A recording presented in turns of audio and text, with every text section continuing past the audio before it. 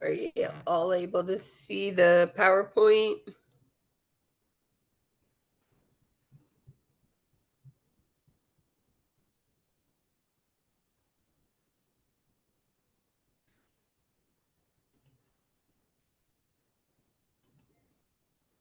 Okay, good.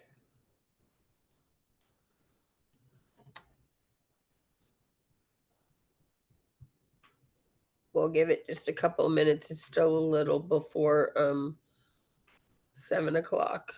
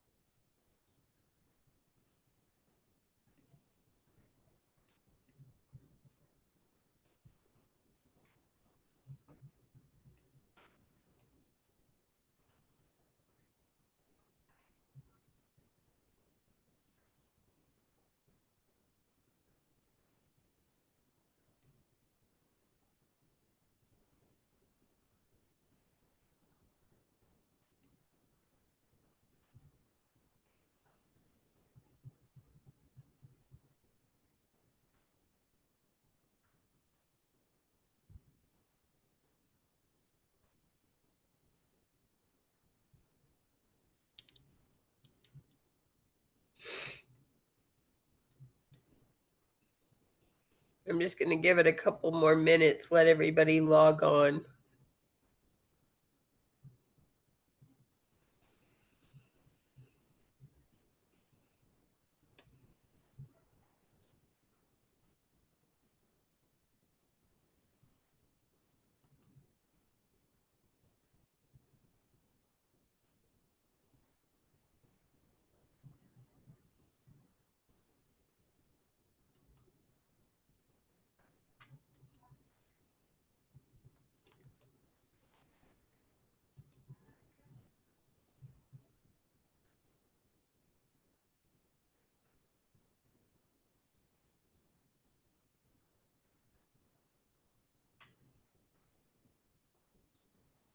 All right, let's go ahead and get started. Good evening, everybody. I'm Dr. LePage. Tonight, we're going to talk about EKG basics and what normal rhythms are, and then some of those, a few abnormal rhythms. This is the first in this series.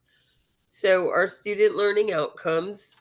Upon completion of this presentation, you will be able to identify the cardiac conduction system while considering the age of the clients. Remember, the older they are, the more problems they have and the more problems they can have with their circulatory system, basically the cardiac system, that can lead to abnormal rhythms and problems. Identify the components of the ECG waveforms and how those apply to the patient's condition. Discuss the normal ECG intervals and identify the waveforms on those readings. And then discuss lead placement and the importance of accuracy in placing these leads. So remember, our cardiac conduction system it's actually in the heart, as we all know, and our heart has two different mechanisms. We have an electrical mechanism, which is our conduction system, and then we have a pumping action, which is how we generate our heart rate. The conduction system in the heart contains those specialized cells and nodes that control the heartbeat. The first one is your sinoatrial node, which is known as the natural pacemaker of the body, and it sends the electrical impulses that start the heartbeat. So remember, in anatomy and physiology, here we had to trace the blood flow through the heart, and then we had to trace the electrical activity through the heart. So kind of bring that back when we're talking about it. When that SA node isn't working, the lower segments of the conduction system, which would be in the ventricle, are going to act as the as the backup pacemaker. The SA node is in the upper part of the heart's right atrium, and it's at the edge of the atrium near the superior vena cava, which is, remember, your large vein that brings oxygen, poor blood to the heart from the body. The autonomic nervous system controls and controls how quickly or how fast the SA node sends those impulses through the body. So if we have valve problems or node problems, that's where these patients can have those abnormal rhythms. It sends those electrical systems through the autonomic nervous system. This part of the nervous system is what directs those hormones, and they control the heart rate, and it's based on what's the patient's doing. So that's where we get the fast heart rate if they're exercising, or the lower heart rate when they're at rest. Normally, is that's what it should be. So if the heart rate is going to increase during that physical activity, and then it's going to slow down during rest. The autonomic nervous system includes the sympathetic nervous system, which is your fight or flight. So when we are in that fight or flight mode and our adrenaline's running, our heart rate is going to increase and we're going to have a faster heart rate. The parasympathetic nervous system is that rest and digest response where everything kind of slows down. And that's what's going to make that SA node work slower and then decrease that heart rate. The atrioventricular node, which is located near the central area of the heart, is going to delay the SA node's electrical signal. It delays the signal by a consistent amount of time, which is that fraction of a second in time, and we measure that on the EKG tracings. The delay ensures that the atrium, which is that upper chamber of the heart, is going to empty before it fills the ventricles, and then before the contraction stops. The atria receives the blood from the body, and remember, it empties into the ventricle, and then the ventricles is what pumps it out to the body. So then we have our bundles of His and that atrioventricular bundle. And that's where the fibers are those nerve endings way down there on the very bottom. I'm kind of putting the pointer there if you can see. That's how our heart gets all of the electrical currents. And it's just it's like a closed circuit when we think of our house being a closed circuit. The bundle of His runs down the length of the septum, which is that ventricle or that bigger centrum and that wall, and it separates between the right and the left heart and the right and the left ventricles. And then it's going to branch off to your left bundle or your right bundle. And that's where we get our bundle branch block rhythms if one of those fibers is going to be blocked or there's some issues with the firing of those fibers. Then those Purkinje fibers are those very small fibers, and they're specialized nerve cells, and they're going to send those electrical signals very quickly through the right and the left ventricles. They're in the ventricle walls and then in the inner layer of that tissue. So they're deep inside the heart. When the Purkinje fibers deliver that electrical impulse to the ventricles are then going to contract, and that blood flows from the right ventricle to the pulmonary arteries and then out through the left ventricle and out through the aorta to the peripheral. And well, first it goes to the lungs and then out. So, knowing the cardiac conduction system and looking at how it works when it comes from our SA node to the AV node and then down the bundle of His to those branches and the Purkinje fibers. Some disorders that can affect cardiac conduction, there's several. Your arrhythmias, we have both atrial and ventricle dysrhythmias or arrhythmias, which are just irregular heartbeats or heart rhythms. I like to think of the ventricle, anything that's a ventricle rhythm can cause the patient more harm and can cause death to the patient.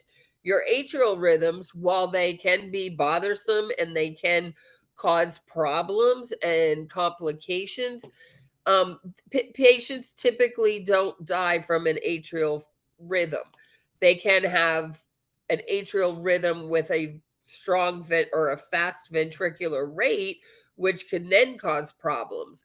But I think of our ventricular rhythms. Think about your ventricular tachycardia, your ventricular fibrillation. Anytime the ventricle is affected, the blood is not pumping out, and the patient is not going to have a heartbeat, especially in your ventricular fibrillation. Our bundle branch blocks, we can have heart blocks. Those are the differences or the changes between the heart firing and then getting blood pumping out as well. They're blocked. Somewhere in there, they're blocked between the nodes. We can have a long QT syndrome, and that's where we see some of our patients, especially some of our athletes, that wind up getting hit in the chest with a ball, and we see them collapse on the field. That's our Q1T phenomenon, where they get hit right at that particular time, and that causes a cardiac arrest. Your premature ventricular contractions, or your PVCs, that's when that ventricle is firing too early. And we see that anything that has to do with the ventricle is going to be wide and bizarre when we're looking at our cardiac monitoring or our cardiac system. And then obviously cardiac arrest is going to be the worst, and we want to protect this patient or prevent cardiac arrest in our patients pretty much at all costs if we can. So the electrical physiology, as you can see, the P wave is representative of that atrial beat or that atrial rhythm. I like to think of it again that the atrium is smaller, so that on the EKG tracing, that complex is going to be narrow. And it's going to be the atrium, if it fires correctly, is going to have a smaller, lower area, and then your QRS is going to be narrow. Your QRS is representative, which would be here. Your QRS is going to be representative of your ventricles. So it's going to be a taller wave, and it's going to be a wider wave. Then we have our ST segment, which goes from here to here. And when we think about the ST segment, that's where we talk about our heart attacks. We look at that ST segment to see if it's an acute MI, or which would be your STEMI, ST elevated MI, or if this patient's having chest pain and it's a non-STEMI with a non-ST elevated MI. Your QRS complex should be narrow like this. So if the patient is having a PVC, that QRS complex may be wide and bizarre, and it's going to be a fatter in diameter when we look at it. So when we look at the heart and what it means, your PR interval is going to be your atrial depolarization. That's where that electrical activation of the cell is caused by the influx of sodium. Remember our sodium and potassium that work on the heart as well. Well, when the sodium goes in, the potassium goes out, which is normal. That's what we want. Because remember, if we have too much potassium, hyperkalemia, it can cause too many ventricular arrhythmias or dysrhythmias and can cause problems for these patients. The repolarization is the return of those cells to the resting state, which is caused by that reentry of the potassium back into the cell while the sodium exits it. And when we look at our repolarization, that's at the end, the QT interval. Our refractory periods are the phase in which the cells are not capable of depolarizing. And then our relative refractory period is the phase in which the cells require a stronger than normal stimulus to be depolarized. So it all starts with that atrial depolarization. We go to the ventricular depolarization, which is that QRS, and then the ventricular repolarization, which is your T wave. So if you take a look at the screen there, you can see the normal heartbeat. You have a P wave for every QRS. It's normal, and those QRSs or those R waves map out. So if you can see, they go map out. We use a tool that is called calipers to map those out to make sure. You can also use a piece of paper as well. Just mark your little notches on your piece of paper and run it along. Any questions so far?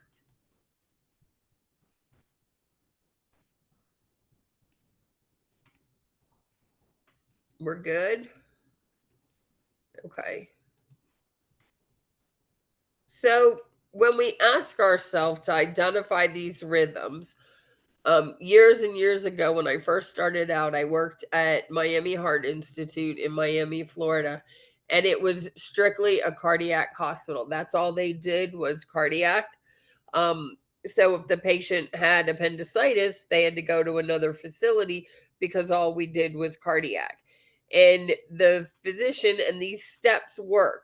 So don't think at the early stages of studying for NCLEX that you can look at a rhythm and identify it. Even with all my years of experience and nurses that I know, we still use these steps.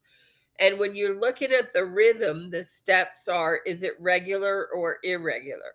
That means, do those R waves map out or do they march out?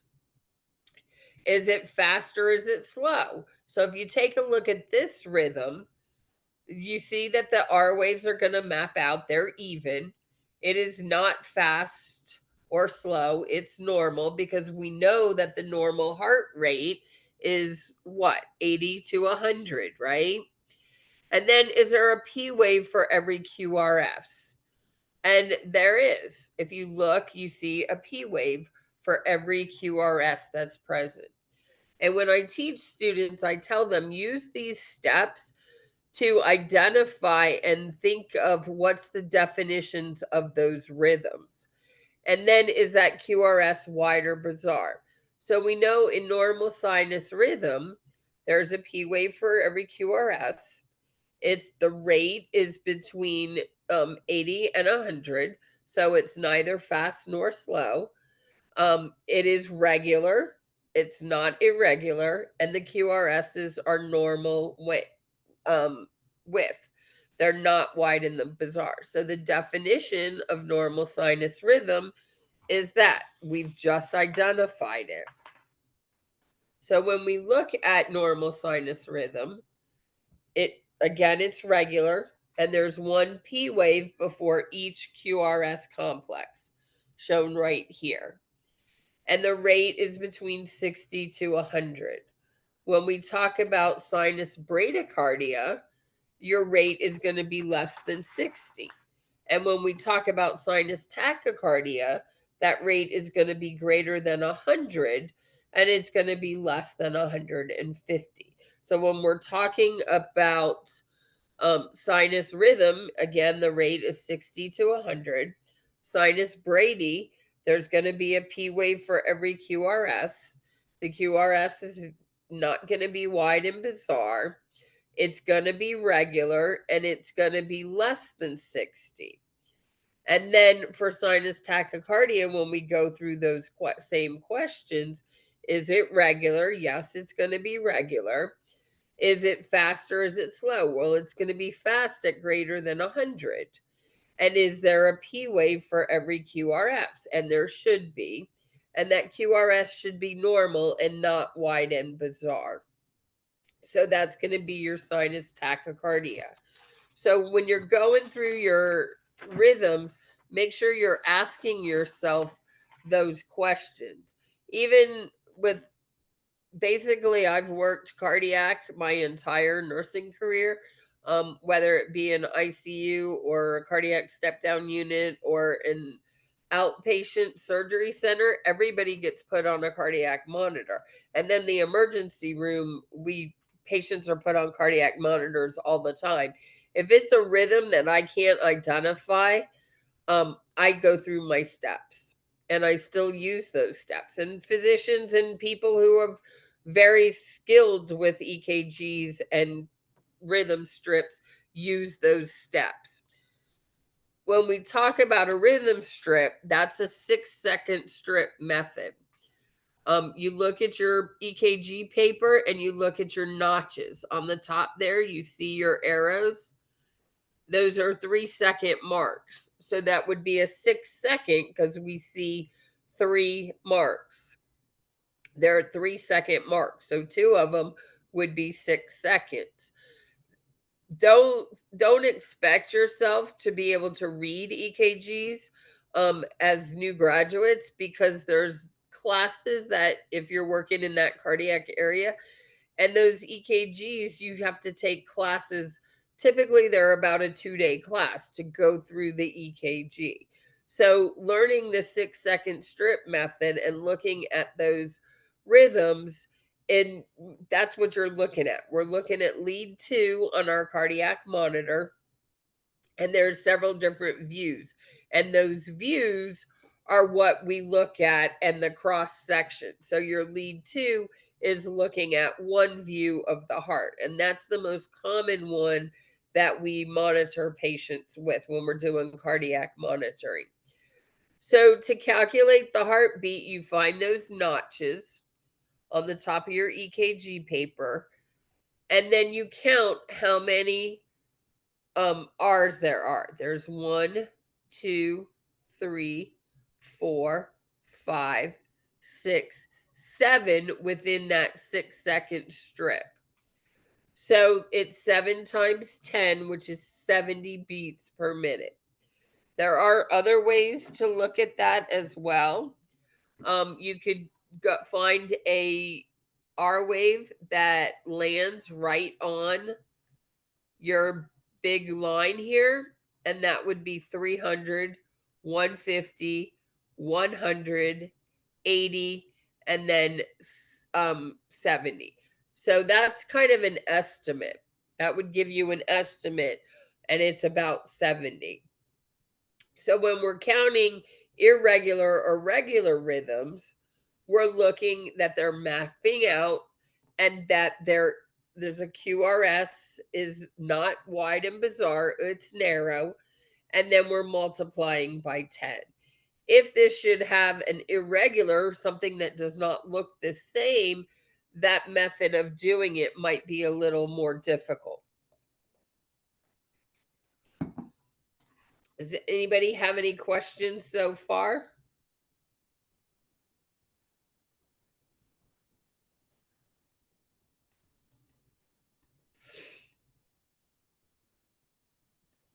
No questions? All right. So when we talk about sinus rhythm, and I've kind of given you definitions here, there's a P wave for every QRS complex, and you can see your P waves, there's your QRS, your P wave, your QRS, your P wave, and your QRS. It's regular. excuse me. So your QRS complexes map out and it's regular. Is it fast or is it slow? Well, with this one, we can't really tell right this minute because that's not a full 6-second strip. But it would be considered a normal sinus rhythm. I could probably guesstimate that, being that it was a 6-second strip. And then is the QRS wide or bizarre? It is not. So that's the definition of sinus rhythm. There's a P wave for every QRS. The QRSs map out. The QRSs are not wide and bizarre. They're normal. And it's between 60 and 100. So it's not fast and it's not slow. Does everybody see that? Is that a helpful tip for that?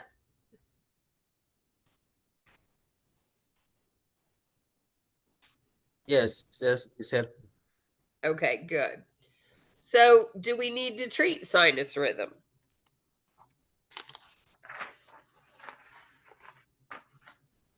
There's nothing to treat, right? No. We don't need to treat it. We want to make sure it stays sinus rhythm, right? So, normal people, anybody who's normal, has no cardiac problems, should be in sinus rhythm. And even our patients who have cardiac problems, our goal is for them to be and stay in cardiac rhythm.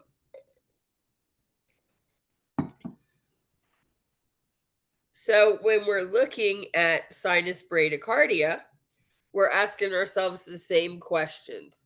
Is there a P wave for every QRS? And as you can see, there is.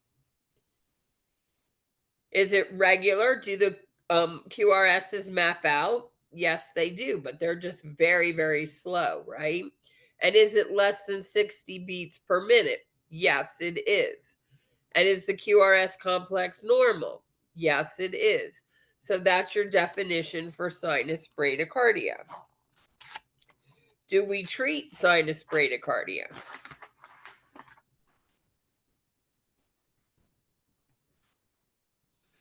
We do. It depends on what our symptoms are. What might be some symptoms that we see? Yes, it does depend.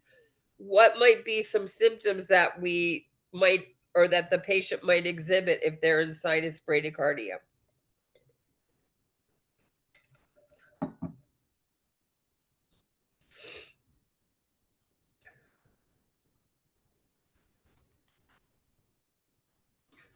Y'all are going to be quiet tonight? Lethargy. Could be lethargy, weakness, absolutely. So, what are some causes of sinus bradycardia? And is sinus bradycardia normal for some patients? Well, it can be, right? It can be normal for our very athletic people. They may have a resting heart rate that is sinus bradycardia and it's not causing them any problems. Sometimes electrolyte imbalances can cause sinus bradycardia, especially if they're not getting those electrolytes in their diet. Calcium, magnesium, and potassium can cause sinus bradycardia as well as sinus tachycardia.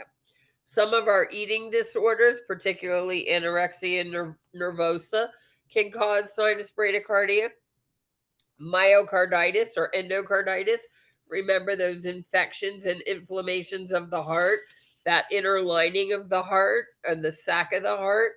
Infections can cause sinus bradycardia, especially if it's attacks the heart valves, such as rheumatic fever and some of our heart disease. Strep throat, if the strep throat and the Lyme disease, which are some of our infections, have caused valve damage, that can cause sinus bradycardia. What medications can cause sinus bradycardia?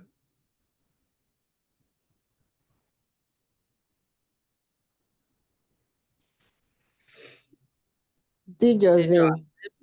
Yep. Our calcium channel blockers, our beta blockers. But do we want those medications to cause sinus bradycardia or do we want them to bring the heart to a normal rhythm?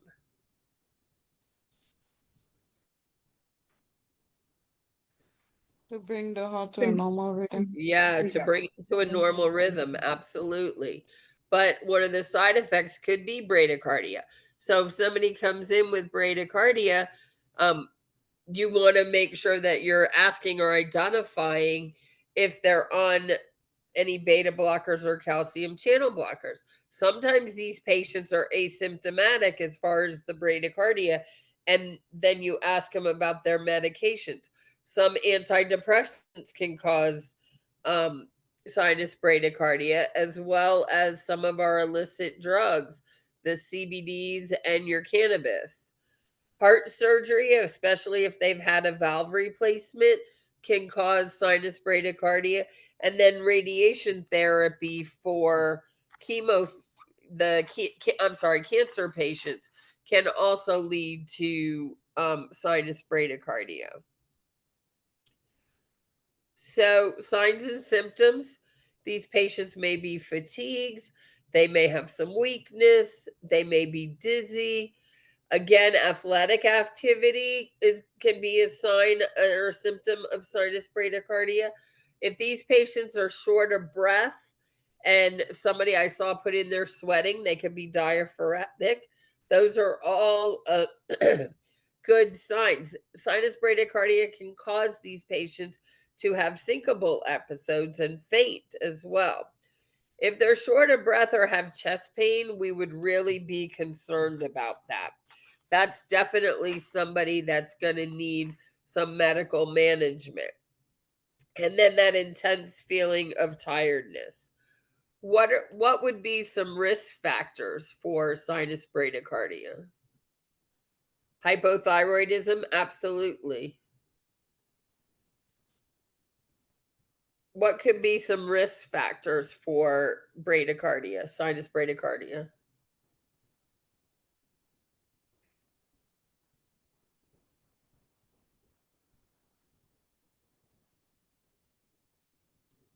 Hypertension can cause sinus bradycardia, but a lot of times we see more tachycardia with hypertension. An MI can cause sinus bradycardia, too much exercise. Cushing's, yep. Smoking is more so gonna cause tachycardia. Decreased CO2 can do it. Yep. Smoking can cause brady or tachy irregular heartbeats, but more often it's going to be tachycardia. So sometimes, like we said, that older adults, remember, everything slows as we age. Some of our recreational drug misuse, the different types of medications. Smoking can cause bradycardia as well as tachycardia, same as high blood pressure, can go either way. Sometimes alcohol misuse, because remember, those are it's a depressant, the alcohol. Stress, if these patients are to that fight or flight, initially that stress may cause that fight or flight and raise that heart rate, but afterwards they may just be so pooped out and so tired that it's because of the stress.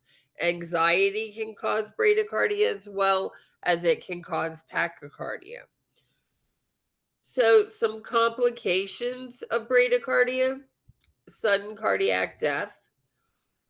These patients can develop heart failure where the heart is not pumping hard enough to put the blood out there. These patients can pass out and then it becomes a risk for injury, or they could have a fainting episode and have a head injury on top of it. Extreme fatigue leading to their inability to function at all. How are we going to treat these patients? A good physical exam is one. Get an EKG to see exactly what's going on. A heart attack doesn't necessarily mean that these patients have a normal or a elevated heart rate. A lot of times these patients are bradycardic, when they come in with that MI because that heart is just so weak and tired. We could get a troponin level because remember, troponin is that enzyme that circulates through the heart and it's very heart specific. Electrolytes to check and see what their calcium, magnesium, and potassium are. Might do a toxicology screen to entertain the thought of any illicit drugs.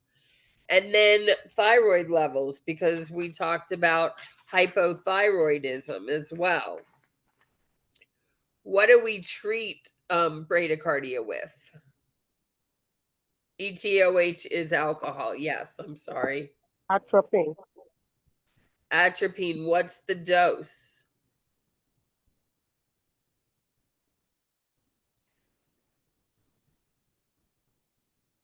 So Nadia put in here, correct the underlying cause. Very good. Very good. You want to know what's causing it because sometimes we may not treat it. We do atropine. We can use atropine. What's the dose of atropine? And how do we know if we're going to do another treatment or if it's atropine that we start with? Amiodarone is not a drug we use to treat bradycardia. We use amiodarone to treat tachycardia or an irregular rhythm. So we're going to treat the cause. Yep.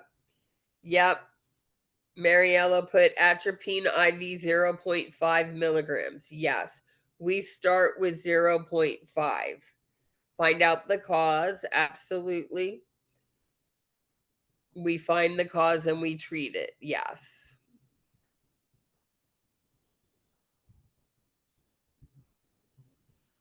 Dopamine is not going to raise the heart rate. Dopamine will raise the blood pressure.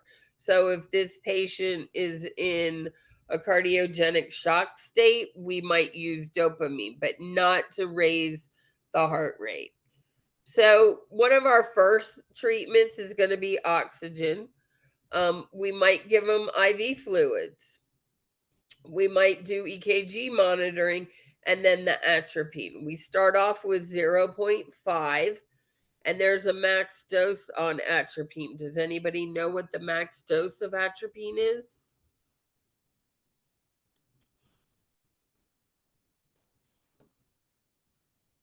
We can use epinephrine if it is, that's not typically the first line drug. We'll use atropine, but it depends on the cause.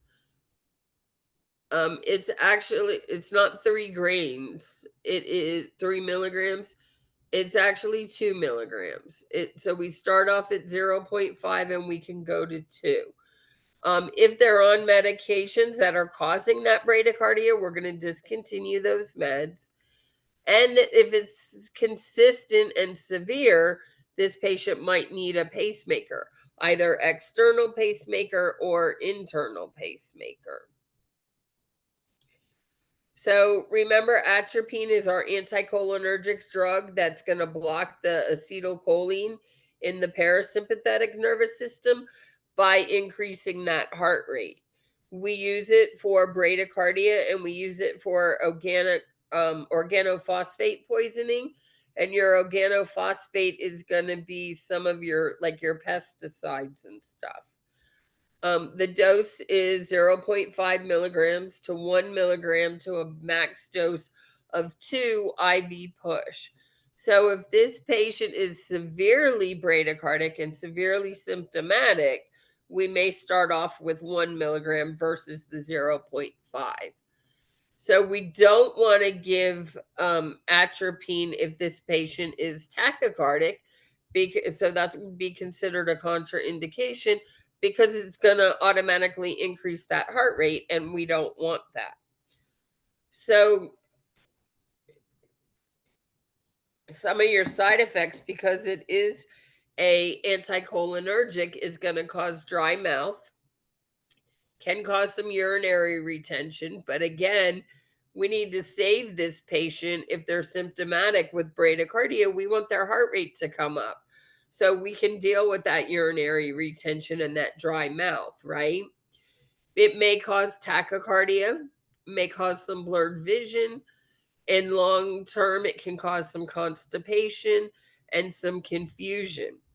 If this patient gets too much, or if they're an older patient and they can't, and their body does not metabolize and excrete it, the atropine, 1 milligram might be too much for that patient, and it can cause some atropine toxicity, where these patients develop some acute delirium, may develop to hallucinations, and then it may develop to some life-threatening tachyarrhythmias, which could be some of those ventricular arrhythmias.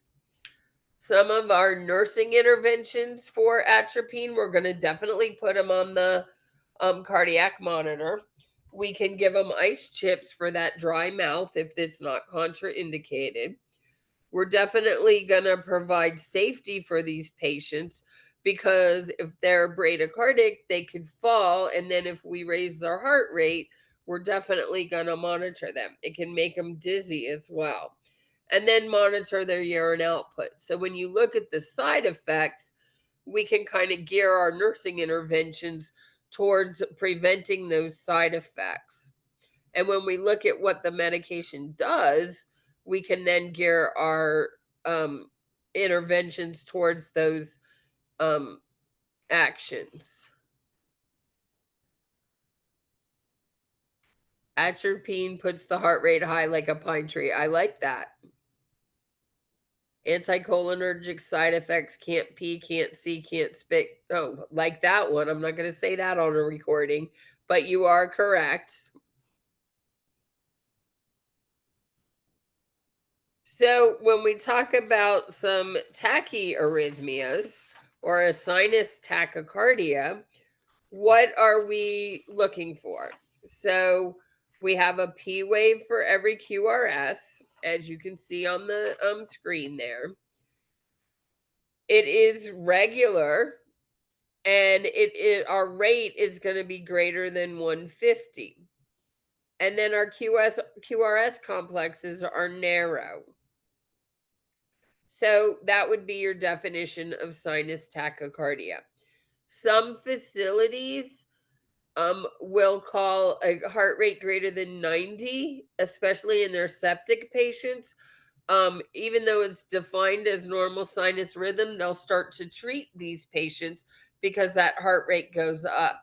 So that's where, as nurses, we want to monitor those trends of those heart rates. Because when we talk about sepsis and shock, the slightest change in the heart rate or the slightest decrease in the blood pressure could mean the difference between helping this patient in the early stages versus the later stages of shock. So monitoring that heart rhythm and that heart rate and monitoring those trends is very important. Some causes of tachycardia could be a fever is a big cause of it. Dehydration, if they're out exercising.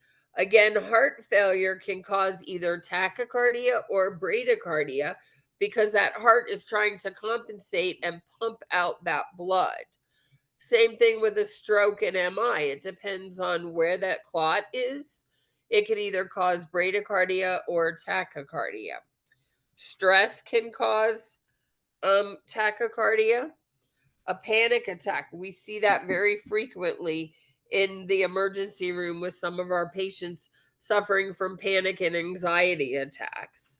Some of our medications can cause tachycardia, as well as too much caffeine and energy drinks. Hyperthyroidism versus the opposite, hypothyroidism, causes that bradycardia, but hyperthyroidism can cause that tachycardia. When patients are withdrawing from alcohol, we tend to see tachycardia. And then smoking, we said, can cause either bradycardia or tachycardia, as well as those illegal drug use.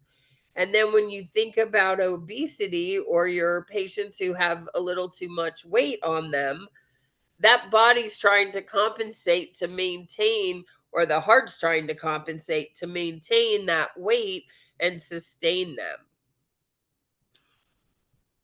Any questions? Please let me have a glance at the atropine write-up. Okay. Yes, blood loss as well. And that's where you're talking about your shock patients. That would be your hypovolemic shock. Yes, you can open the slides and then hyperthyroidism. Good. I'll go back to that atropine slide real quick. And that came straight from the Davis Drug Guide. Of course, I didn't put all the information. I just kind of summarized it. So, our signs and symptoms. A lot of times these patients complain of palpitations. Now, ma'am,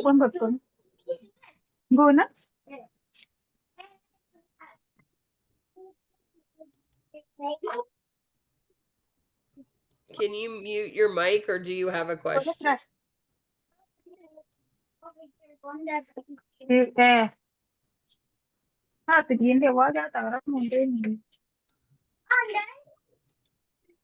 Can you please mute your mic?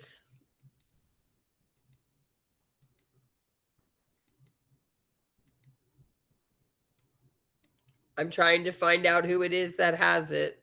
Her name is Gladys. Gladys. Okay.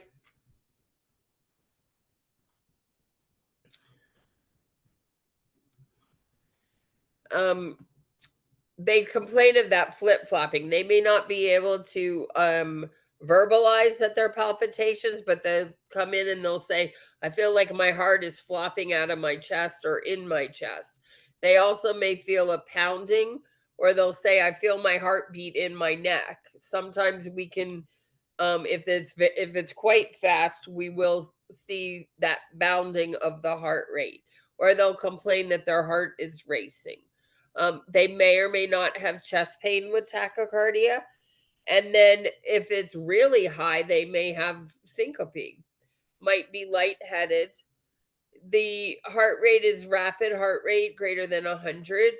I typically define sinus tachycardia between 100 and 150 because the definition of supraventricular tachycardia is going to be greater than 150. And we'll talk about your atrial dysrhythmias in another session.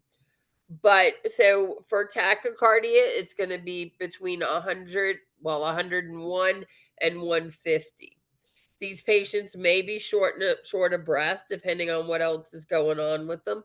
And think about it. If your heart is palpating or you're having palpitations, you're going to be a little anxious, right? And then correlate the cause with the symptoms. So if we're talking about, and some of these patients may be completely asymptomatic as well. What are some medications that can cause tachycardia?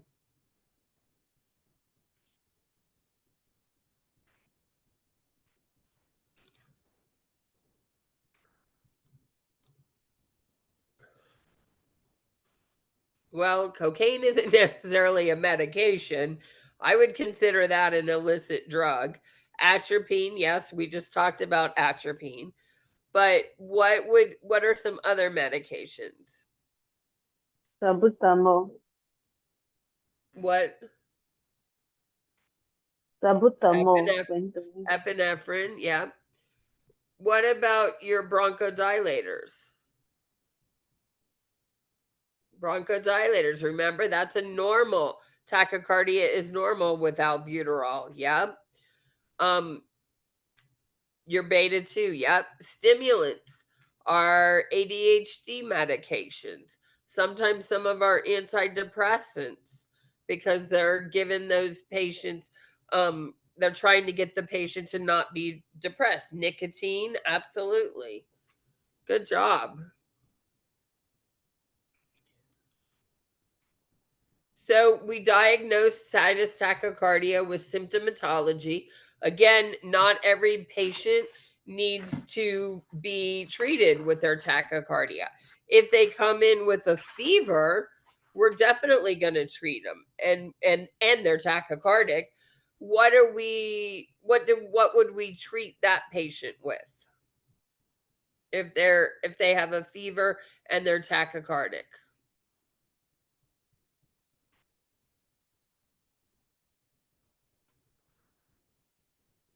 Well, acetaminophen, I like to tell students, pain and fever are symptoms of something else going on.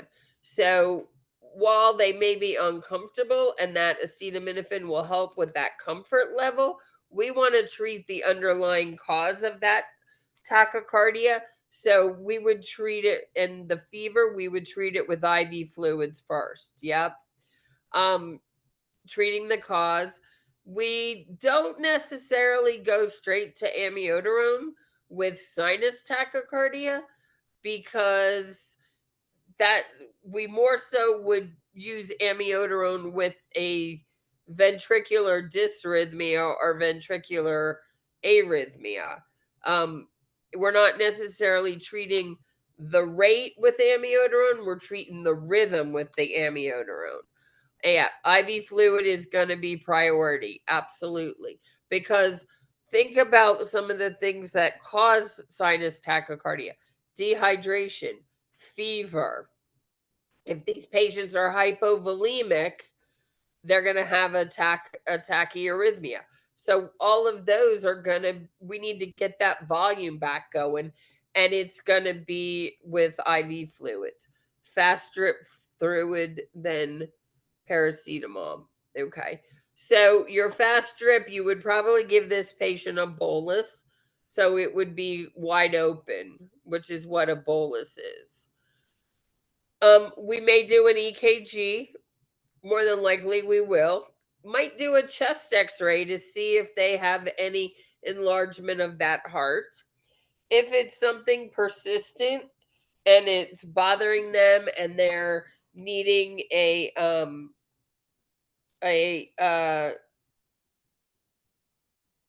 we might put them on a cardiac monitor as well, which would be a Holter monitor where they'll wear it for 24 or 48 hours.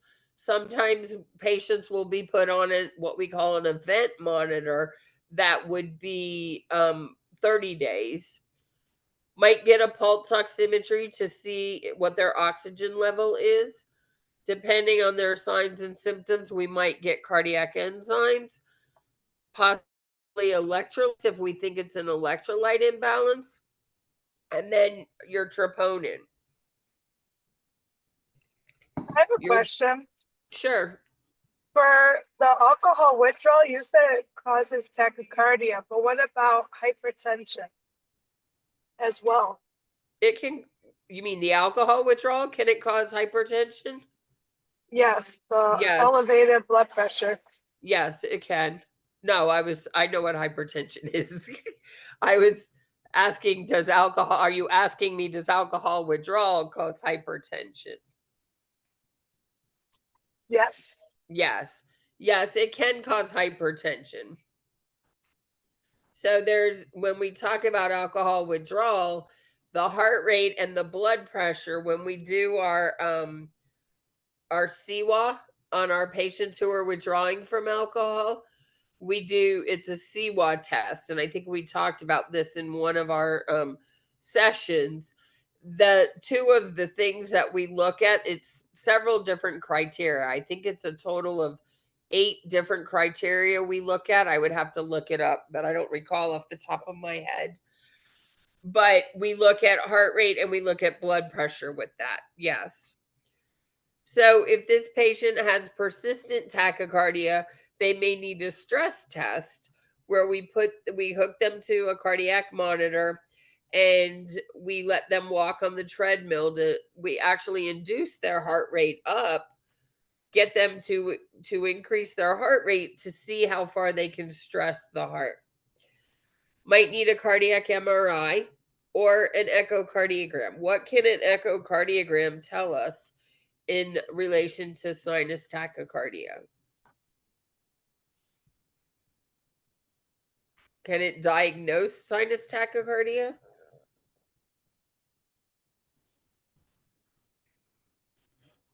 Vibration. It won't necessarily diagnose sinus tachycardia, but it can diagnose the cause of that sinus tachycardia. So if this patient has some valve damage, or if it has any heart failure, that that echocardiogram can diagnose that.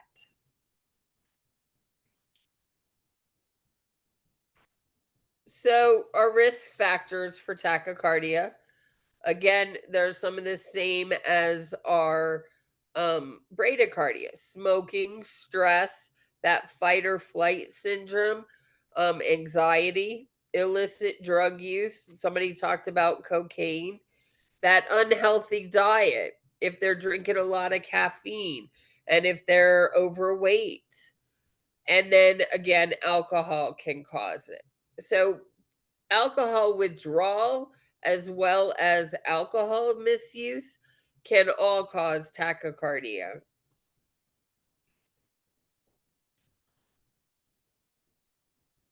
Cardiac tamponade, what I see you put cardiac tamponade with a question mark. What are you asking or saying?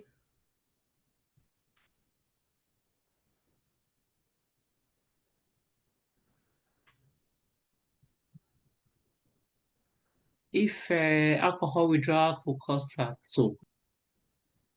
So alcohol withdrawal does not cause cardiac tamponade. Cardiac, not that I'm aware of, I don't know how it could. Cardiac tamponade is when the heart becomes either too large in the pericardial sac, or there's blood or fluid in that pericardial sac, and that heart is not able to pump out the blood. So cardiac tamponade would be a medical emergency, and it probably would not be sinus tachycardia that we see. It may be ventricular tachycardia, or you will more than likely see a lot of premature ventricular complexes or contractions with cardiac tamponade. But an ECG will detect An cardiac echocardiogram will detect cardiac tamponade, but in an emergency, we typically, if somebody's in cardiac tamponade, we need to do something quickly. So we're probably not getting an electrocardiogram right away unless there's one at the bedside right then and there. Yes, an echocardiogram can tell you the shape of the heart. Somebody asked, what's a Holter monitor for? So a Holter monitor is just the name. It's the person who came up with it. It's where the patient will wear this cardiac monitor for 24 to 48 hours, and it continually looks at the rhythm.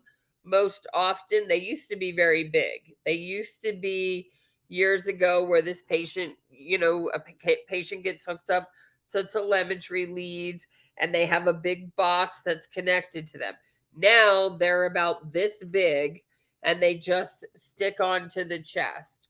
The patient will have a cell phone, and if they have an event or they feel palpitations, they'll click it. It's not a cell phone, but it looks like a cell phone. It's the size of a cell phone, and they will just push the button so it records how many events they have. And then it gets read. Most often, it used to be where you would have to go into the doctor's cardiologist office, get the Holter monitor placed, go home with the devices, come back in 24 or 48 hours, have them take it off. They would have to send it, have it read and analyzed, and then you wait. Now you go home with this little box. You have your monitor, it's about this big, and you have your device that looks like it's probably the size of a cell phone. And you do have to keep that device with you, because if you have an event or palpitations, you push the button, and then you just package it up and you mail it off. It'll go overnight to the company. Can the EKG detect that? Detect what? Oh, we already talked about that. Okay. Alcohol, stress, anxiety, yes, can cause both tachy and bradyarrhythmias. Good questions, you guys, and good answers. So do we have to treat a tachyarrhythmia or I'm sorry, a tachycardia? We don't always have to treat it either. It depends on what's causing it. Again, we're going to treat the cause of it. If it's a fever, we said we're going to give fluids, right? If it's dehydration, we're going to give fluids. If it's hypovolemia, we're going to do fluid resuscitation. If it's caused by electrical abnormalities and these patients are remaining in tachycardia, we may put them on those beta blockers or those calcium channel blockers. Again, remember the beta blockers are going to lower the heart rate, and your calcium channel blockers as well can lower the heart rate and help with that, with some of our other irregular rhythms. If it's severe, they may do a catheter ablation where they actually go in and ablate that node to decrease that heart rate. It's not so common with just sinus tachycardia. They would probably do more of a catheter cardiac ablation with your atrial fibrillation with tachycardia. But just know it might be an option. Educate the patient on smoking cessation, decrease that alcohol intake, and then encourage regular exercise because remember, the heart is a muscle and we want to build that muscle, right? We want to educate them to decrease that sodium and salt intake as well because we don't want to cause swelling or to stress the heart in any way.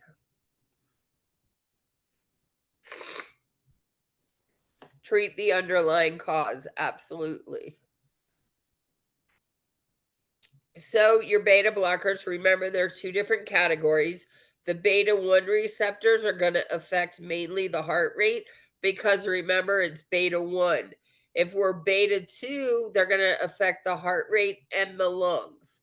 So I kind of think about it. If it's a beta 2 receptor, it's going to affect those lungs as well. So your beta blockers, we have one heart. So that's going to work mainly on the heart, your beta 1s. And then the two lungs, your beta 2s, is going to block those lungs. So somebody who has asthma should probably not be taking beta blockers. There are some cardiac specific beta blockers like your atenolol, your bisoprolol, your esmolol, and your metoprolol, and then the nebivolol, which is your bistolic. Those are your beta 1 receptors. So the patients who have asthma may be okay taking these just beta 1 because they work mainly on the heart. We use them for irregular rhythms and for cardiac or for tachycardia to slow the rhythm. And then hopefully it's going to increase the blood flow through the heart to make it more normal. When they're taking these medications, some of the side effects could be bradycardia. They can cause a lot of GI upset and then hypotension. Remember, your beta blockers can cause some sexual dysfunctions and a decreased libido, so your compliance might not be exactly what it should be. And then they can also cause weight gain and hyperglycemia. And then remember, bronchospasm can also be caused because they are contraindicated in your asthma patients. So, what are going to be some nursing interventions if we're putting these or if we're given beta blockers? We're definitely going to monitor that heart rate. We might need to monitor the blood pressure as well. They should avoid alcohol while they're taking them. Definitely monitor their blood glucose. And these patients should not stop these medications abruptly without speaking to the doctor, because it can cause a rebound tachycardia as well. We definitely want to provide safety for these patients, and then smoking cessation as well. Any questions? Yep, you don't want them to get up slow because it can cause orthostatic. No cardioversion. Can they do cardioversion? Not necessarily with sinus bradycardia. Sinus tachycardia. We do cardioversion to convert the rhythm back to a normal rhythm. Remember, this is a normal rhythm. It's just too fast. Does that make sense?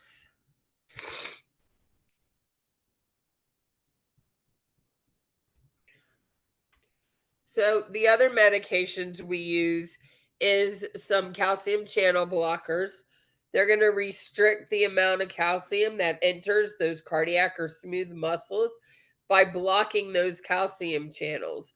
And by blocking them, it's going to cause relaxation and vasodilation, and then improve that blood flow out in and out of the heart. It's also going to improve the oxygenation of the heart and that O2 supply going to the heart. And that's what's going to help also lower the blood pressure.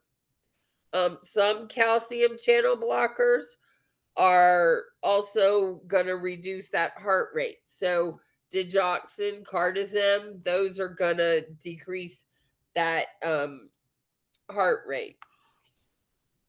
We use them obviously to decrease the heart rate and decrease the blood pressure.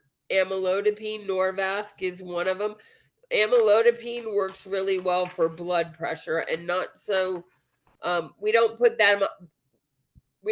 patients on amlodipine as a calcium channel blocker for heart rate, more so for blood pressure. If it was heart rate, it's going to be more your diltiazem, your verapamil, and the nifedipine. Some of your side effects are going to be bradycardia, the dizziness, the headache, again, GI upset, fatigue, and particularly your diltiazem can cause swelling in the lower extremities. The procardia, nifedipine does as well, but we see it more with the diltiazem, the swelling in the lower extremities. So we definitely want to monitor the patient if they're start to develop some pitting edema and swelling. Our nursing interventions are going to include monitoring that heart rate and blood pressure prior to administration, and then again after we administer it. Monitoring their electrolytes, your calcium, your sodium, the potassium, and then magnesium as well. And then these patients can become toxic from these calcium channel blockers, and they're going to develop that profound bradycardia with hypotension. They may develop a heart block. So we definitely would stop the medication at that point. And then these medications do come sustained release. So we need to make sure that we're educating the patient not to crush them or break the tablets in half.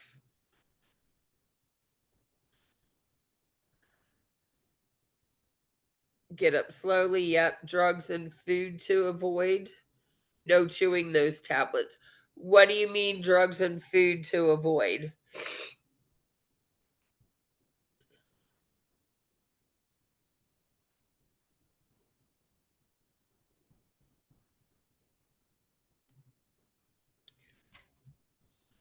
So your ablation, your catheter ablation for the sinus tachycardia, what is our nursing care for that? And what are the indications? Again, that sustained tachycardia with symptoms. So these patients are going to have that continued tachycardia. They may be dizzy. They may be weak. They may be sweaty again. And it's refractory to other medical treatment. They're trying the medications first, and the meds aren't working. So they may opt to do a catheter ablation. It's going to aim to change that P wave morphology, and it's going to be an ablation of that SA node, because remember, that's our natural pacemaker. So, what does our nursing care look like? Well, during the procedure, we're going to possibly position the patient. If we're in the room or a nurse in the room, we're going to be monitoring that EKG. They're going to typically do this under conscious sedation. So we're going to be the ones to administer those sedatives. Definitely need to monitor those vital signs. And then how they do it is they will put a guide wire, much like a cardiac catheterization, in the femoral artery. And when they remove it, because it's in a big artery, we're going to need to monitor for signs of bleeding. As the nurse, you may be the one holding pressure for that 10 minutes. And then educate your patient on discharge.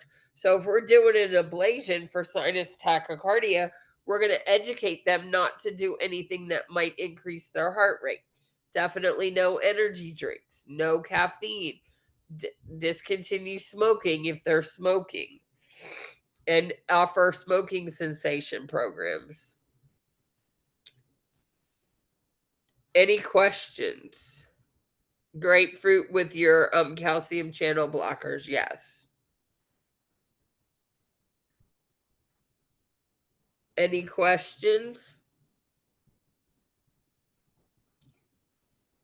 All right, you guys want to do some practice questions? So a nurse reviews an EKG strips and notes 1 P wave for every QRS complex with a regular rhythm and a heart rate of 72 beats per minute. What is the correct interpretation of this rhythm?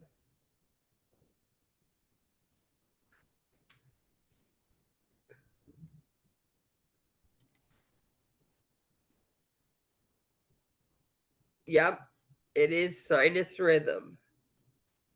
That's the definition, right? A P wave for every QRS. The only thing that's missing is the QRS is narrow and normal.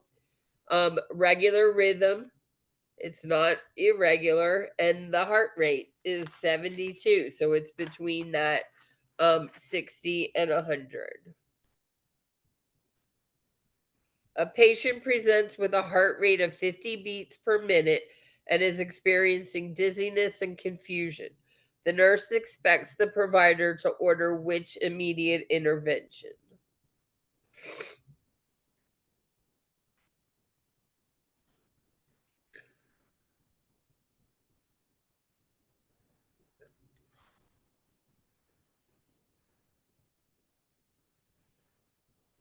Yep.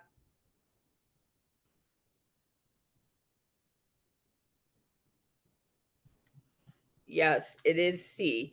You want to start with the lowest dose because remember, we have a max dose of 2. So we're not going to start with that max dose. Anybody know what adenosine is used for?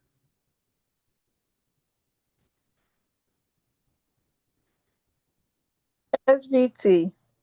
SVT. Mhm. Yes, we do use adenosine for SVT. And what about amiodarone? VTAC We or can use VFib. babe, VTAC. VTAC, yeah. Yes.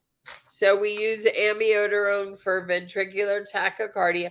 Some patients are on it in pill form, but the IV form we use for ventricular tachycardia or ventricular fibrillation. Do you know the difference between the dosages?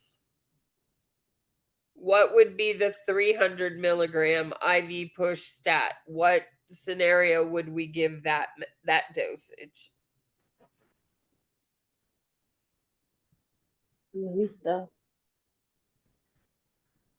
Yes, if they're pulseless.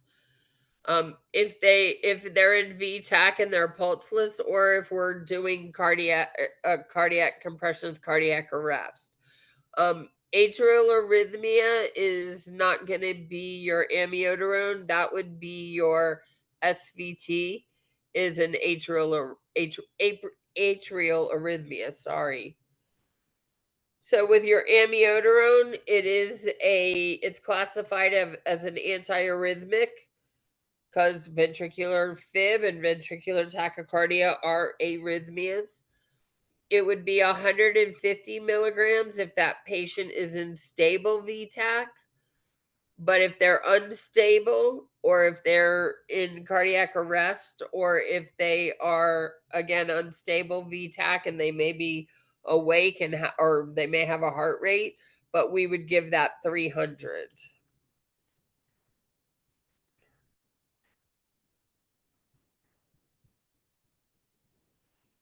The RN is caring for a patient who is scheduled to have a Holter monitor to be applied. What teaching should the nurse add to the education?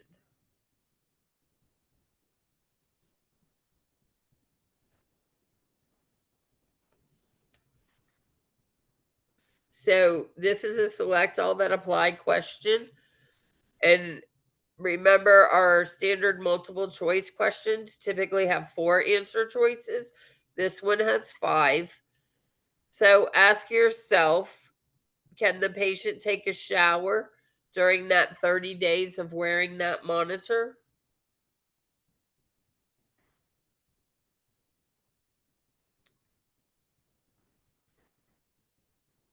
I see C and D, B, C.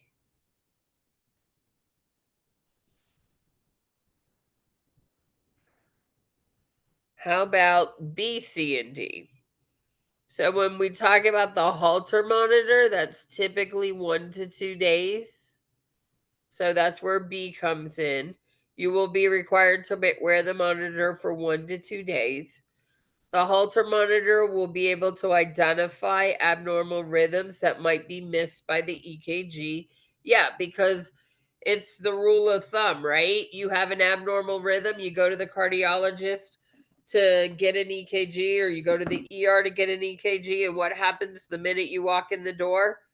That rhythm stops, right? Or those symptoms stop. So we put the Holter monitor on the patient to try and catch those abnormal and identify those abnormal rhythms. You will not be able to have an MRI while wearing the Holter monitor. That is correct, because there is metal, or there could be metal in it. And then E is not correct. The Holter monitor will be the only diagnostic test you will need to identify any cardiac issue. That's incorrect. So they may need a stress test. They may need some other testing. They may need an MRI. They may even need to do a cardiac catheterization to ensure that there's nothing blocking that's causing that tachyarrhythmia or tachycardia. Yes, B is correct. A Holter monitor is 1 to 2 days. An event monitor is typically for 30 days.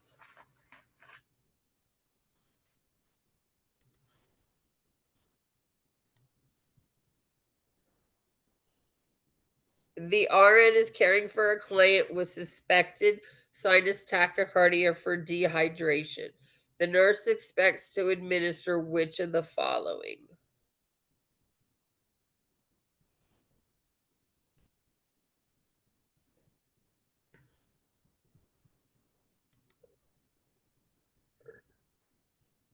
Yes.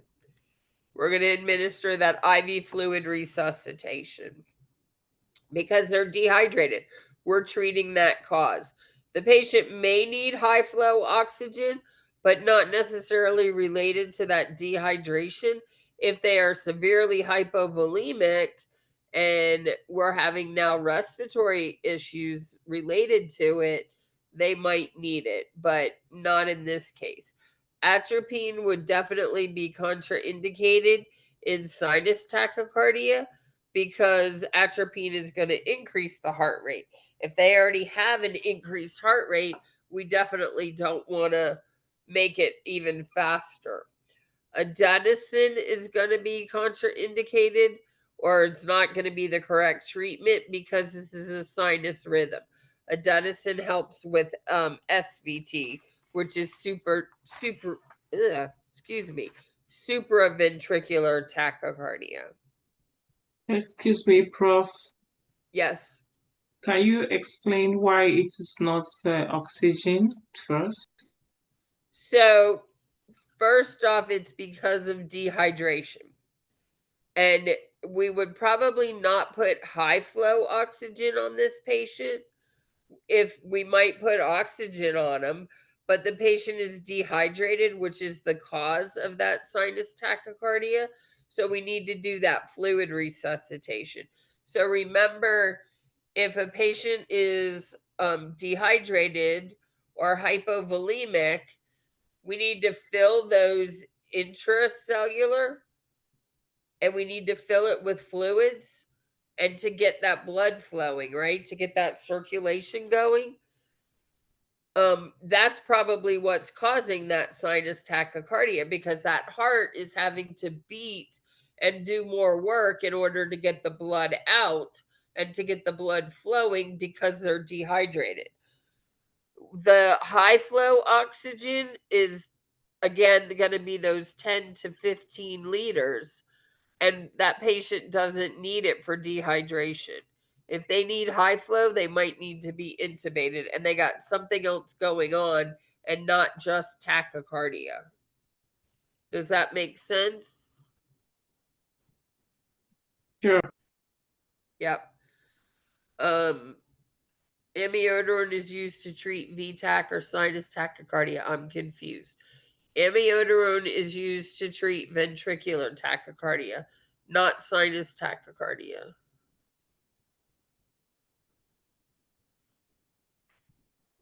Amiodarone is, there's two different dosage that we administer, and amiodarone, if it's the pill form, might be used to treat ventricular tachycardia, but not the IV form.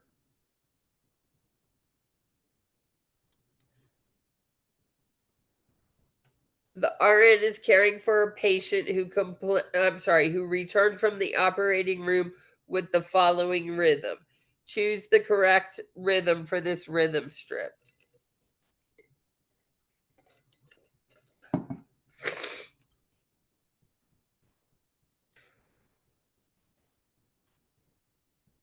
Yes, it's B. Absolutely. You guys are correct.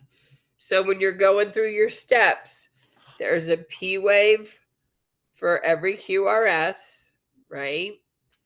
It's slow. So by definition, it's less than 60. And the QRS is narrow. And the R's to R's are going to map out. So it is sinus bradycardia. What would it look like if it was asystole? Flat, right? Flat line. Yep. Yep. Is amiodarone not contraindicated in polymorphic VTach? Yeah, but we weren't necessarily identifying polymorphic versus ventricular tachycardia. We were just saying what amiodarone is used for. But polymorphic VTach is going to be more like your ventricular fibrillation, and we would not give it IV right away. So, yeah, you are correct. It is contraindicated in polymorphic VTach. So, if somebody was in asystole, what interventions would we need to do?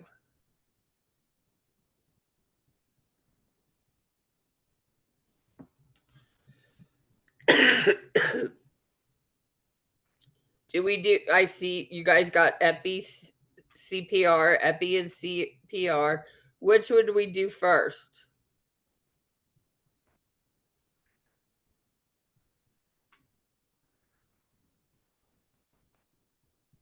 Assess the patient first. Yeah, you would, but we already know he's in asystole. You are correct, though. Yes, you would do CPR because we got to get that circulation going. If we don't have anything circulating, then that epinephrine is not going to circulate, right? It's just going to sit right in the vein and go nowhere, right? Check for a pulse, yes.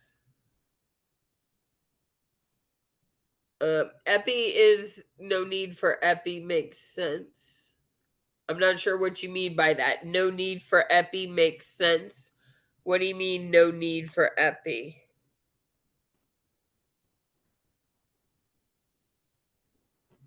Epi is epinephrine.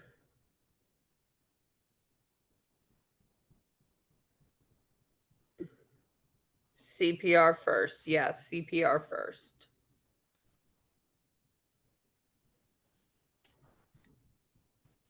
The RN in the emergency department is caring for a patient with the complaints of abdominal pain. When connected to the cardiac monitor, the RN views this rhythm. Choose the correct rhythm for this rhythm strip.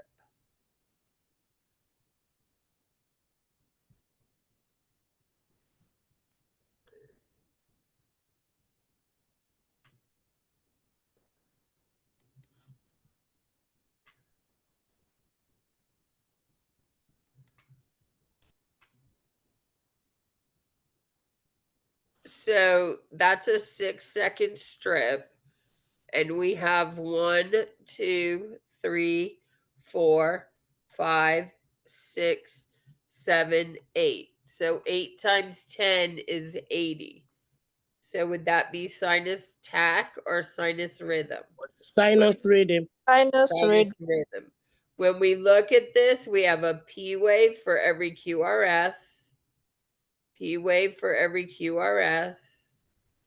So this looks a little different. That's why I kind of put this on here to point out you really need to go through and look at your steps, right? Go through your steps. This just means that the rhythm has captured a different view of the heart. When we do our rhythm strips, it depends on where we place the leads, and that just is showing a different view. So back to, we have a P wave for every QRS, right? It's regular. Your R's to R's are going to map out, right? It's not fast. It's not slow. And our QRS complex is narrow. So that's your definition of sinus rhythm. Looks a bit like flutter. Well, flutter is going to be irregular. And flutter, you wouldn't see discernible P waves, and those are all discernible P waves. Might be, this is also a depression, so this patient probably had a heart attack down the road or previously on a previous visit, so it's showing that inverted. Plus, again, it depends on the lead that it is.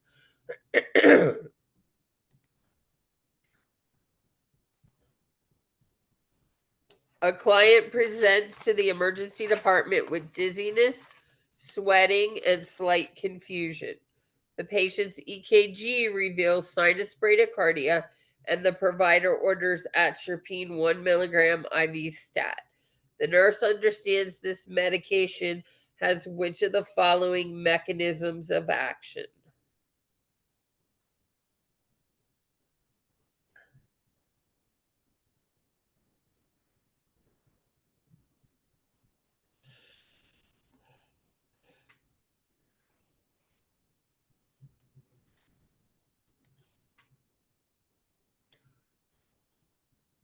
Can we see the question? Yeah, I'm just looking at the answers real quick.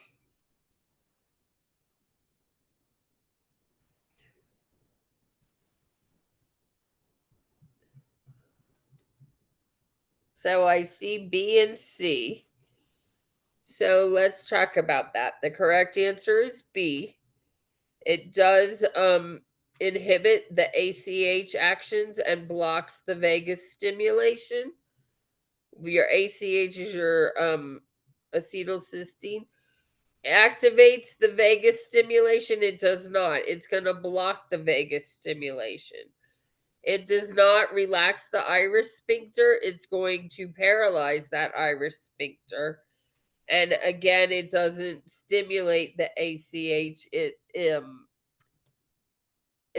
inhibits it.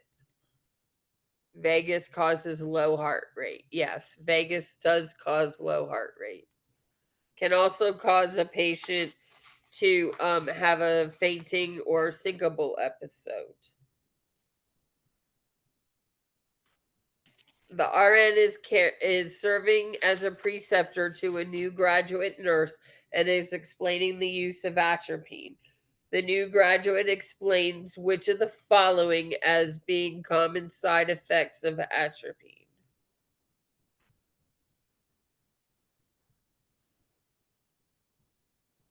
C.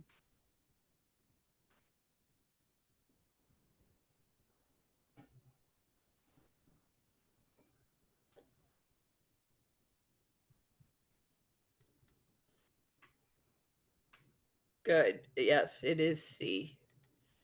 It's not going to decrease the heart rate. Its action is to increase the heart rate. Doesn't really have any effect on the appetite or sleep. So, your common side effects are blurred vision and changes in coordination. The RN is caring for a client who was administered atropine for symptomatic bradycardia. The nurse recognizes which of the following symptoms as signs of toxicity.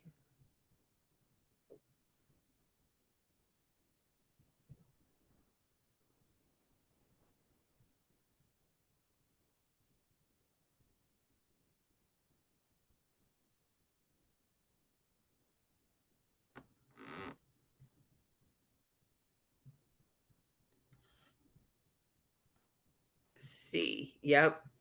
C is correct. What do y'all know what Steven-Johnson syndrome is?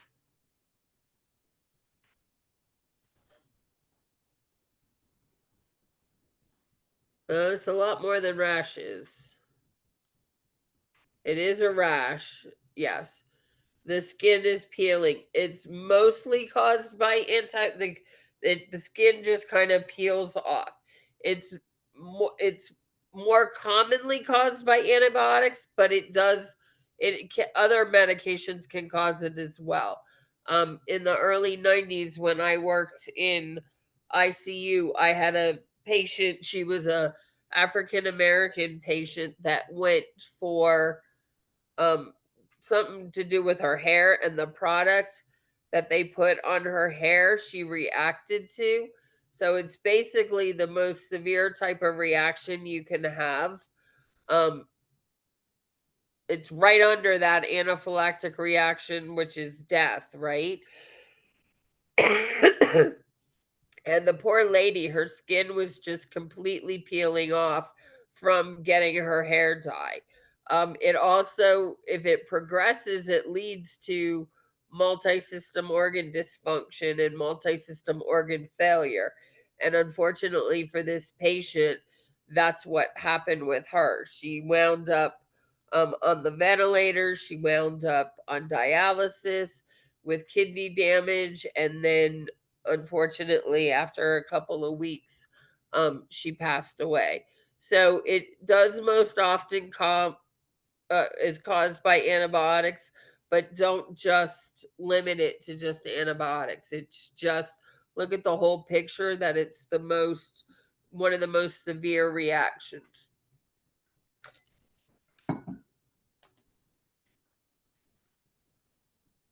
So the knowledge you seek has always been inside you. Just turn yourself around and take a peek inside. Any particular questions related to what we went over? This is your time to ask questions.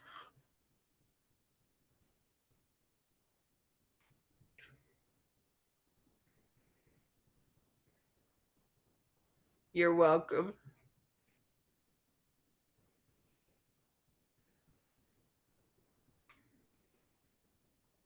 Was that helpful? Y'all were asking for EKG classes or sessions. So this is the first. I think there's a total of 6, and they're going to alternate with the pharmacology. So 1 week it'll be, or 1 week I'll do childhood illnesses and EKG, which is this week. Next week I'll do pharmacology and childhood illnesses, and then the following week it'll be EKG and childhood illnesses. What is first priority treatment for asystole? CPR, absolutely. And the only medication we give in asystole would be that epinephrine. But we start CPR right away because there's nothing. We do not shock we do not shock asystole. Yes, the epinephrine comes after the CPR. Or, you start the CPR because you're right there. You can start that right away while somebody else is getting the epinephrine. So work as a team. Great. Thank you. Do y'all have another session after this? Okay. How many people are taking boards soon?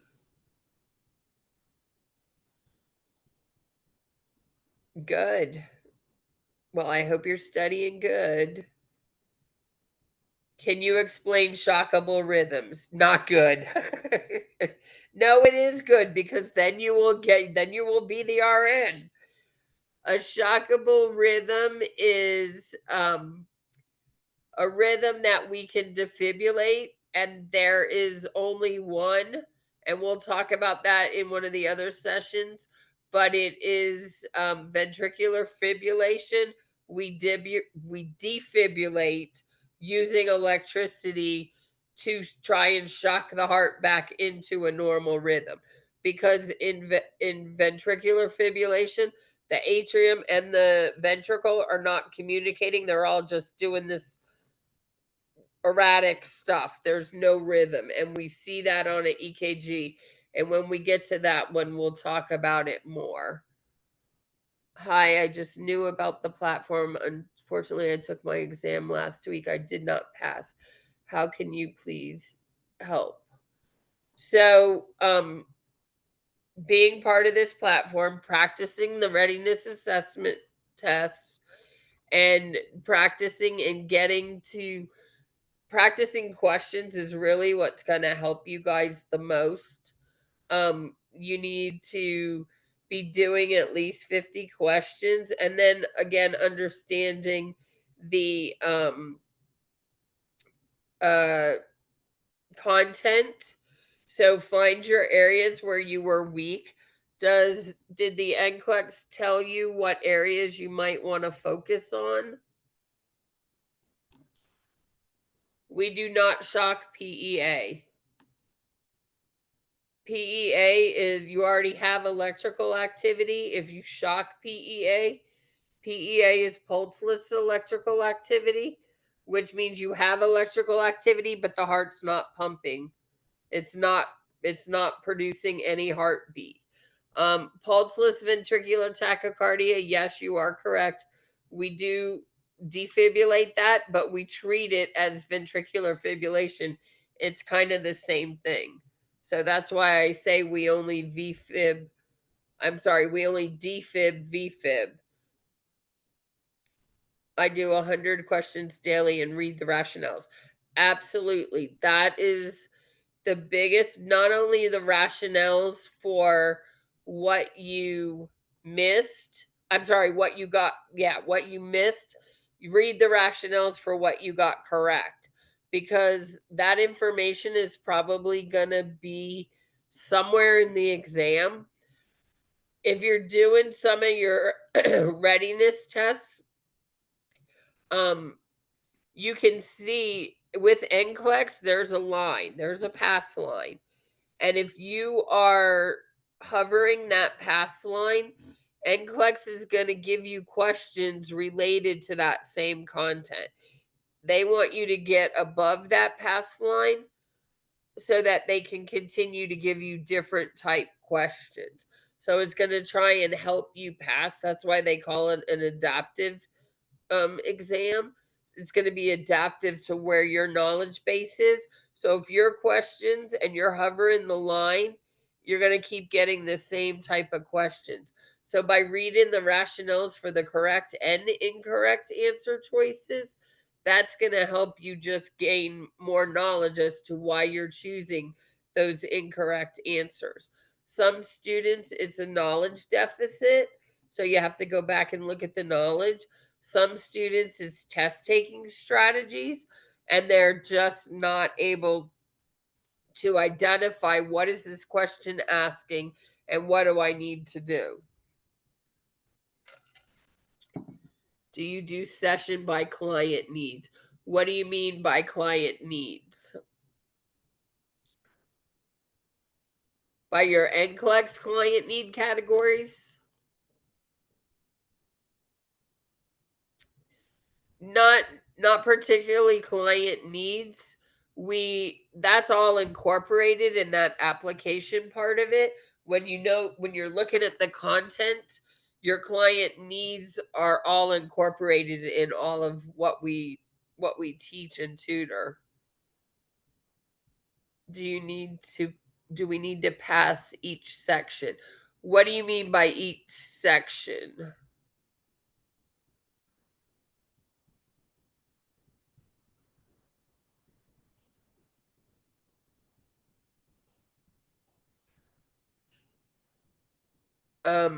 Please remind me the treatment for sinus tachycardia. So we're going to treat those identifying cause. If it's dehydration, we're going to give them fluids. If it's caffeine, we might give them fluids. It just depends on what the cause of it is. We're definitely going to educate them to stop taking caffeine. When you mentioned staying above whatever question types they're giving you. I have to do more practice on ethic and conflict. So I'm not real sure what you mean by conflict. Ethic is that's going to be your ethics and legal, and you can apply that to any content. So ethics and legal would be you have a patient on a ventilator and the patient has made themselves a DNR, but the next living relative or next of kin they want them to be resuscitated. So what are you going to do? Who do you follow? What are you going to follow? Are you going to follow the family member or the patient? Well, it depends on if they have it in a living will, if they have it written, and then how it's written. That's going to be your ethics. And some ethics again is has to do with your beliefs as well. If a patient is coming in for a abortion and that's against somebody else's belief, what are we going to do? Or here's another one. Here's an ethical dilemma. Here in my city, we've had 2 different shootings. One in a parking lot, the wife shot the husband in the parking lot when she came out of work, and then he shot himself. She died and he didn't. He came by EMS and she worked directly across from the fire department building. So they both came to our ER. Unfortunately, she passed away, but we still had to take care of this patient. That could be an ethical dilemma.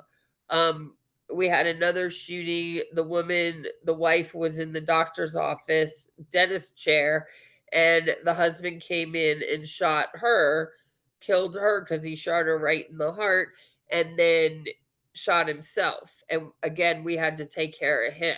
So he's still a patient. That would be an ethical dilemma as well. Respect the patient wishes, absolutely. Safety and infectious control, psychosocial, and so on. So, no, we don't teach to those client needs because we're talking about safety and infectious control and psychosocial throughout a lot of our lectures.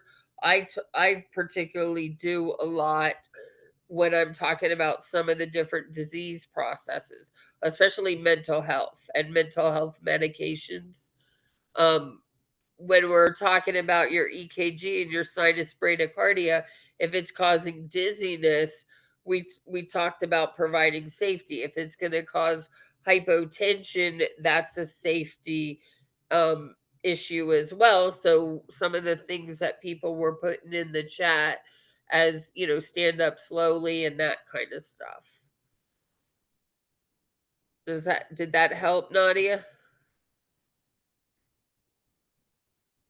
Sinus tachycardia, catheter ablation, stop caffeine, decrease sodium, and smoking cessation.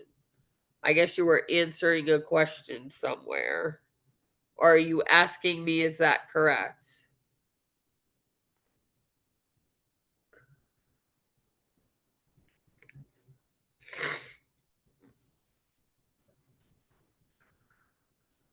Those are some things we can do for sinus tachycardia. We don't go straight to that catheter ablation. Again, that's going to be one of the last resorts, and they do that if the patient is resistant to medication therapy.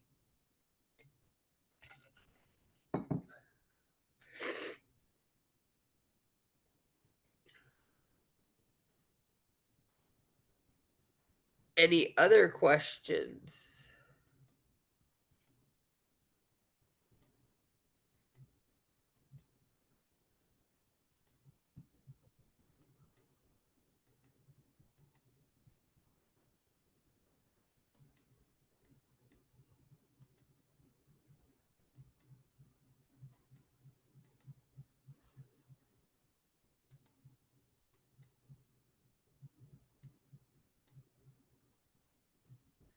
You are welcome.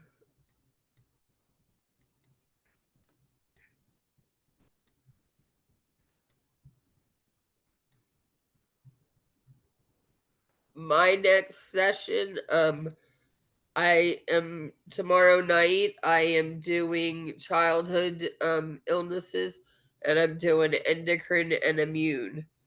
And I think it is. Let me look real quick. What time?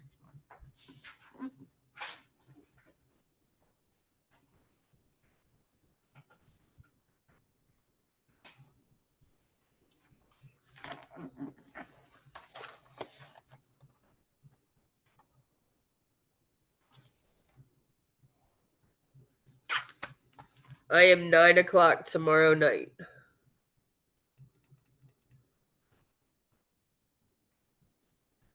I typically do 2 sessions a week. I do childhood illnesses and pharmacology, and then I'll be switching EKG with pharmacology. Professor, please, any advice for those who will take NCLEX soon? Stay cool. Don't stress yourself. Don't second guess yourself. Definitely don't change your answers.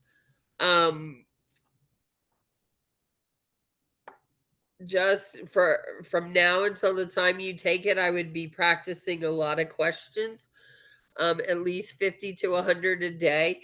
And when you're doing it, I would time yourself. You have 4 hours or 5 hours, somebody said now.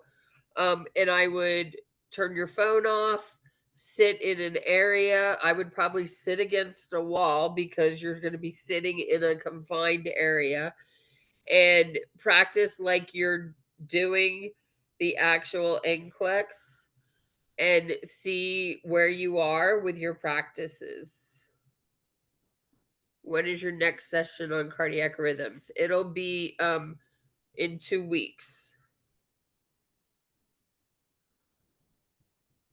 Adenosine, is this the one that needs rapid push? Yes, adenosine does need rapid IV push. Yes, it's 9 p.m. Sorry.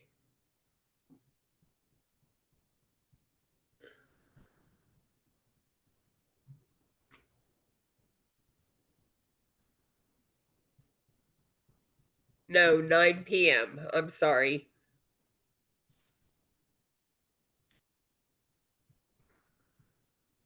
So I see y'all talking in there about test taking strategies on YouTube and who do you watch. I'm just going to say something about YouTube.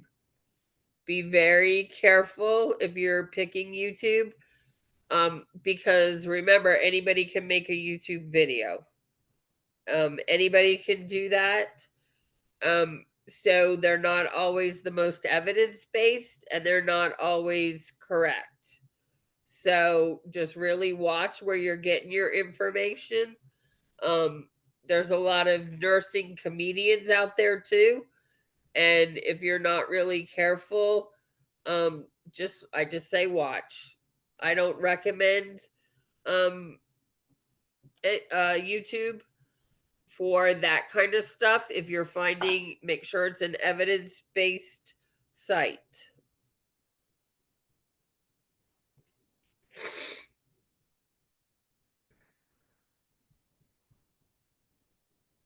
Yep, Naxlex has their videos as well. Those are going to be your best. I mean, stick with one program. You know what?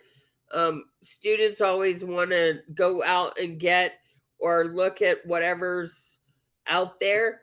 But if you find one thing that works, if this is working, why not do this? I mean, this is a great company. Again, I wouldn't work for a company if I didn't agree with them. My full-time job is at a college where our NCLEX pass rate has been 100% for, well, since 2021. So every semester, and we graduate twice a year. So really think about that. Really research your things that you're looking at. Naxlex, I do 110 questions. Yes, that's your readiness assessment exams. Yep. Yep, that's why it's called a readiness assessment. It's going to tell you what your chance of passing is, and as long as you're up in the high 90s, you're good. Just don't stop practicing if you are in the high 90s.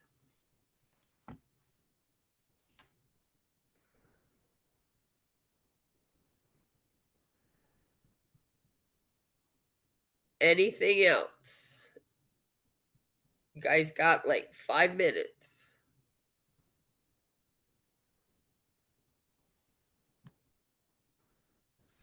One of my other suggestions would be really think about your areas if you're practicing questions. There's I use sticky notes a lot. Buy a pad at the dollar store of sticky notes, and if it's a content or something you don't understand, write it down so when you're in the tutoring sessions, this is your time to ask those questions. Kind of gear it towards whatever session you're using. But if you have those sticky notes or, a small pad of paper and write them, and you can refer to them so that you can get your your questions answered.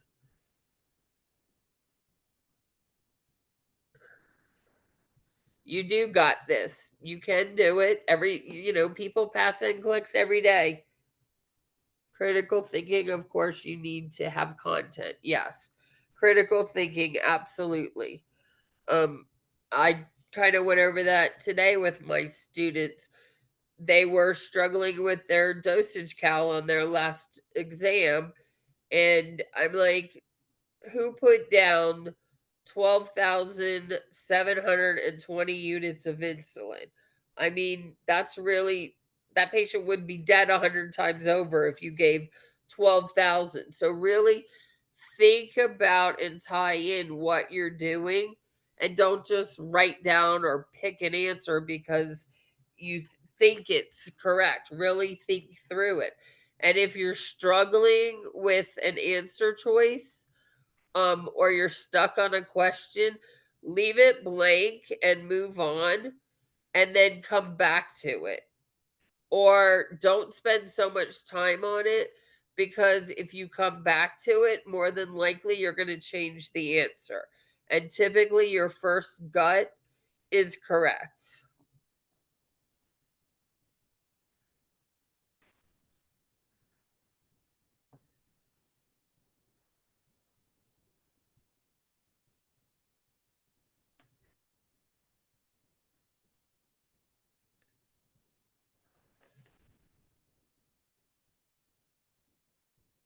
No other questions?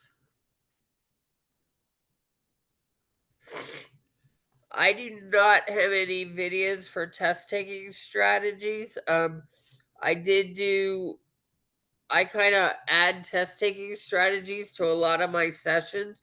So some of the previous ones, you can go back and look at some of the previous videos. There are test taking strategies. When I go through the questions, I offer a lot of test taking strategies. One being, look at the rationales for why they're correct or why they're incorrect. And when I give the answers, I kind of talk through that as well.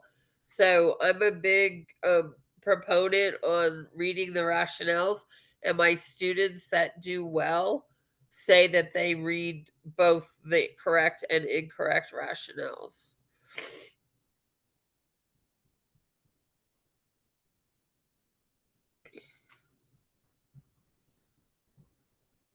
Can you leave a question and come back to it and answer it on the exam?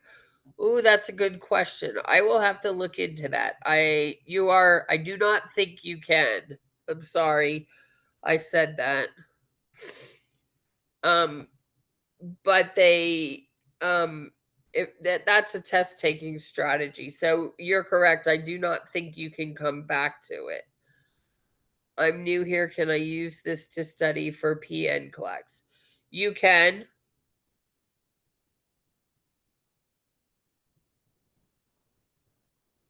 Yeah, once you click next, it's gone by the wind. Yes. I'm sorry. So if you ever have to take a test, which you probably will in nursing, use that strategy. But I would not, again, if you're on that question and you're going back and forth and changing answers, I still wouldn't change it. You're right. I forgot about that with NCLEX. Sorry.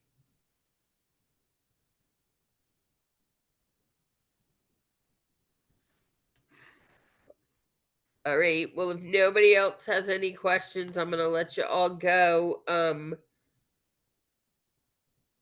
There are no next gen questions. They're all next gen now. It's no more next gen. It's just what NCLEX is. For your select all that apply, I'm assuming you're talking about alternate style questions like your matrix and fill in the blanks. I tell students with the select all that apply to ask yourself the question or kind of reword the question and look at, so I think we had a select all that apply. No, I don't think I had any select all that apply. Oh yeah, we did. So we kind of did this when we did this question. If the patient, this had to do with the Holter monitor and what teaching. So if the patient says, I cannot take a shower for the entire 30 days while I'm wearing the monitor, is that true or false? Well, that's false, because a Holter monitor is only for 1 to 2 days. So I'm not going to pick answer choice A. Use a true or false, or is it correct? You will be required to wear the Holter monitor for 1 to 2 days. Is that correct? That is correct. The Holter monitor will be able to identify abnormal rhythms that might be missed by the EKG. That is another correct answer choice. And then so on.